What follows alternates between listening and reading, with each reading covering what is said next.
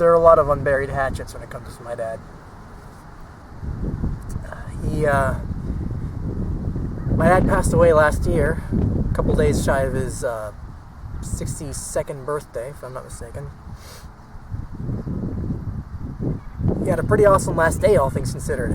A day of wine, women, and song with his best friends. He comes back to their place, he's tired, so he lies down on the couch, and he just went into sleep, apparently.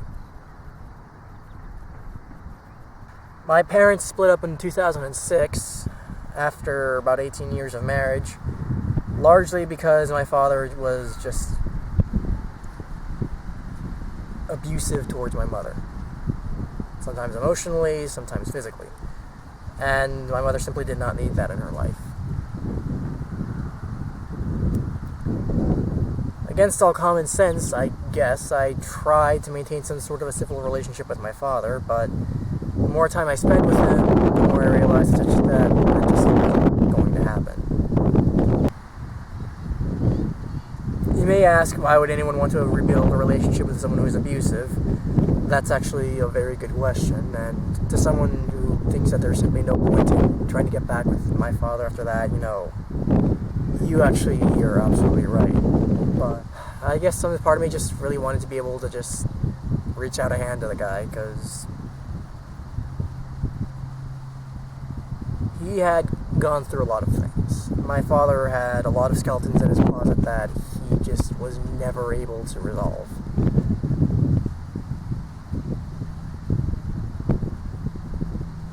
Again, you can make the argument that taking it out on his family was not the best way of doing things, and I won't argue with that.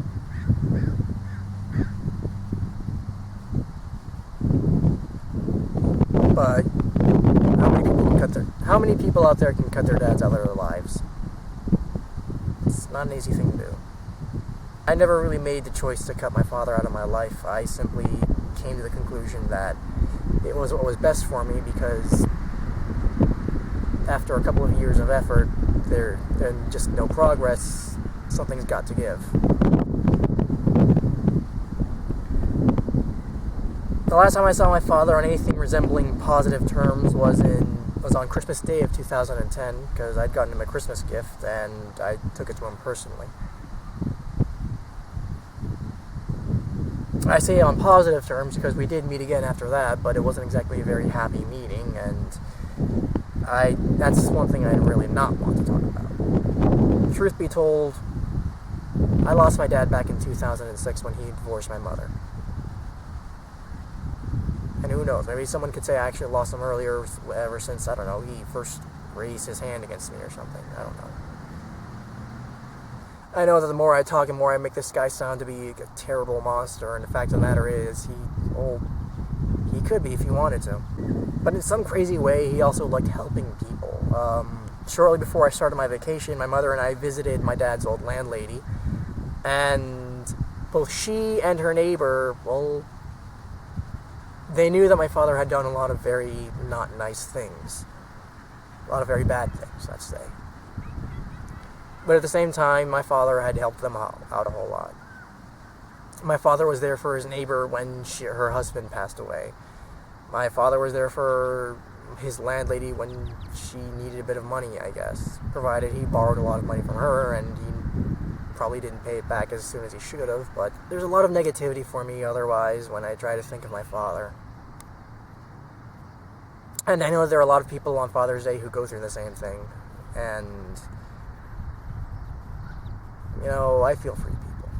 I really do. In a perfect world, we wouldn't have to go through this kind of thing. In a perfect world, we could just, celebrate Father's Day, have some cake or something like that. But we don't live in that world, I guess, and this is what we have. Sometimes the relationships that you choose to forge are a lot more important than the ones that are outside. So yeah, Father's Day is just one big crummy thing for me, but I'm very happy to say that there are a lot of people who I've been able to count on during the rough moments. People who've been able to support me, and I never stop being grateful for those people. I never do. To everyone out there who is celebrating Father's Day, or at least celebrated Father's Day with their families and with their fathers, I hope you had a great day. I really do. And I hope for the best for you people. And I hope that you cherish the time you spend with your families, because you don't really know when that's going to end. For those of you who are estranged from your families and you just aren't able to spend a lot of time with them and are trying to keep up the faith, I wish you the best. Because there's nothing worse than going to bed angry, and there's nothing worse than the feeling that you have some sort of unresolved problem and you're not going to be able to resolve it. For those of you, however, who feel the need to have cut some person in their family out of their life, honestly, good on you. It's a very brave decision to make, but it's also a very important decision to make.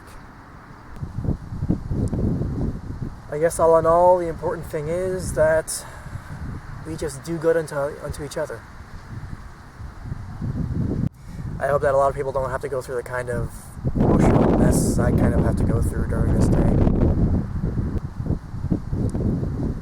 I guess all in all, the important thing is that we just do good unto each other.